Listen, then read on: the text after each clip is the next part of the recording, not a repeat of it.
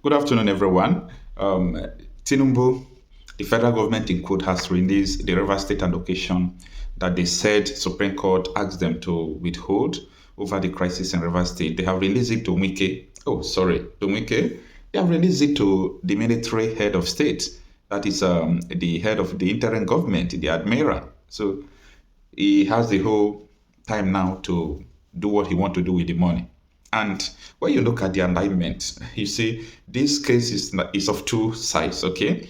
Now, the parallel line is with Tinubu, this Admiral, Wike, so they know what they are doing, okay? No wonder the House of Assembly quickly said that they are in support with the new interim government that Tinubu appoint. Do you know why they said that? Now, I want to tell you a story. For those of you who are Christians, or even though you are not a Christian, this story will be interesting to you. Just take a listen.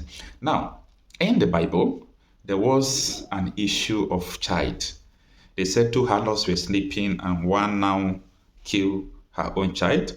When she discovered that her child was dead, she took her child and dropped it to her colleague, took her colleague on and dropped it to her side. So when the day break, her colleague said, "This child is died. Moreover, it's not my child." So both of them started dragging who owns the child that is alive and who is the owner of the dead child. They now went to King Solomon.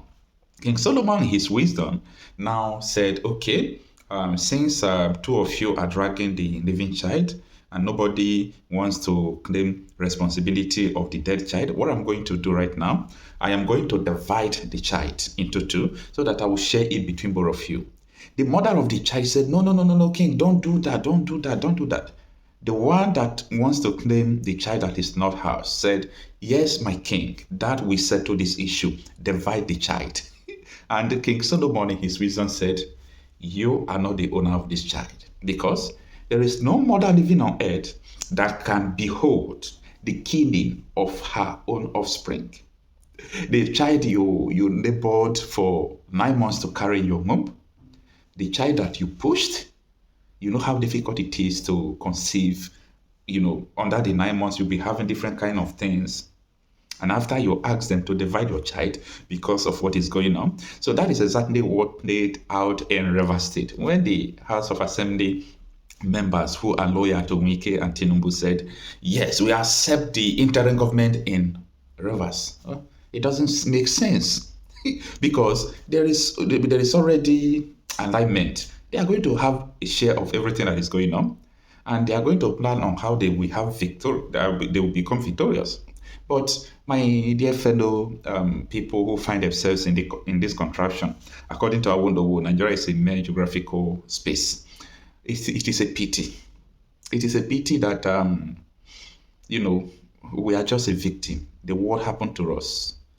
We were born and brought up where it does not truly exist. Nigeria does not exist. Right. Now, anybody who is thinking that all these things that is going on in Nigeria, maybe one day things could get better, you are not a right-thinking person. All these countries you run to, China, all those things, if they had tolerated what we are tolerating today, their country will never be like this. If China had tolerated corruption, tolerated dictatorship, tolerated all sort of things, today they will not be where they are. I know that the way of their, China have a different culture, and their culture affects the way of their government. So if their government is found corrupt, or if an official is found corrupt, they won't waste time to put him on a firing squad and send him to judgment. So Nigeria, we are playing too much. We are playing too much. And it is the same citizens, whether they are citizen or not, because as far as I'm concerned, there is no citizen in that place called Nigeria. They are slaves. We are just slaves, okay? It is the same slaves that will still come out to cause the Farotimi. It is the same slave that will come out to talk bad about Nnamdi Kanu. It is the same slave that will still come out to talk bad about Sowore and all these people. See, calm down. Do not be too sentimental. Try to understand the reality on ground. Nigeria is not for you. And the earlier we all realize that, come on, what are we going to do? It's a normal question. What are we going to do? Today, death, tomorrow, killing, next tomorrow, this. So we are normalizing the abnormalities that shouldn't have tolerated at all.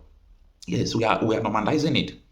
Imagine in Ondo State today now, 5 people were killed. Last week, 25 people were killed. These are the ones in record, not the ones that are not in record though. These are the ones in record. But people are just protesting to the governor, do something, do something. When are we going to start knocking government houses? And if you don't kill these people, if you don't wipe these people away from the state, resign. When are we going to start that? Anyway, it is what it is. A lot of people have mentally seceded from Nigeria. You see, time with that number, this is the reason why I always support people who are agitating for their sovereign state, be it Oduduwa, Arawa, Biafra, because we are not meant to be one. So that does not mean that when these countries, if we can go in a separate way, that does not mean that Yoruba man cannot live in Igbo land, that Igbo cannot go and live in Arawa, or Arawa cannot come to live in Biafra. Igbos are everywhere in the world. They are succeeding. It doesn't change anything. But we must have a territorial integrity to secure the lives and property of the people. Our people are dying. That is what we are talking about. Anybody who said that it is good to continue this Nigeria, may what happens to these people who are dying happens to you and your family. And I think you will never say amen to that. Then why do you try to claim something that you know is wrong because of money, because of change, because of, I don't understand why. Just because of money, you do all sorts of things that you shouldn't have done. So it is time for us to call a spade a spade. This country is not working. It is time to support people who are telling you the truth. T.Y. Danjuma told you people, even though T.Y. Danjuma is now paying for the crimes he committed, but T.Y. Danjuma told you that you all will die one after the other. If you believe and have faith that the security agencies in Nigeria will save you, say they are colluding. That was the word he used. They are colluding with the armed men to commit ethnic cleansing. Nobody's talking about that. The head of Nigeria Intelligence Agency, I will continue to remind you this, that someone who has served Nigeria intelligence, who has served in a Nigerian Navy, they are coming out to tell you what is about to happen. But you that don't even know anything, you are just coming out to rant, and rant. One day you might be a victim. The possibility of you becoming a victim of what is happening is too large. It's too large. It's very close, because everywhere is under siege. When I mean everywhere is under siege. So the reason why I'm telling you these stories is because Tinubu did what he's supposed to do. This is that he's supposed to declare, national emergency. Now, Nigeria needs national emergency. Nigeria is in a war. On my next video, I will be discussing with you on how soldiers were beheaded today in Yobe. I have reported the insecurity situation in Yobe to you in the past week. Yesterday, I did the same. I was condemning the Tinubu's son, Say Makinde, that he went to Yobe State to rant. After ranting, Boko Haram and ISWAP now gave almost one local government, many communities, they gave them ultimatum to leave their ancestral lands in 7 days. And nobody is talking about that. That is not a national emergency, just a simple something. And here we are. The soldiers who are there were beheaded. May their soul rest in peace. Nigeria happened to them. Okay? Nigeria happened to them.